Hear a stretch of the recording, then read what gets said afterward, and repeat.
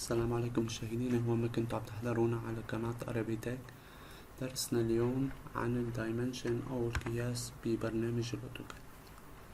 طبعا فينا نرسم الخط بدنا إياه بالقياس، هاي القياس كرمال نقدر نكتشف القياس مع بعض.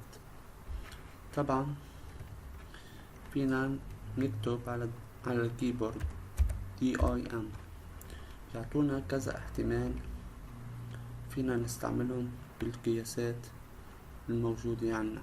في عنا اللينير دايمنشن، نكبس عليها يعطينا الخط اللي موجود فيه القياس تاعول. نكبس من هون لهون مثلا يعطينا القياس الموجود عنا هون بهالطريقة. في عنا كمان نكبس مثلا نكتب دايمنشن أو DIM، يعطينا في هون angular dimension، نعمل من هون لهون قديه الانجل موجودة عنا اللي هي 90. طبعا إذا كان عنا الخط مثلا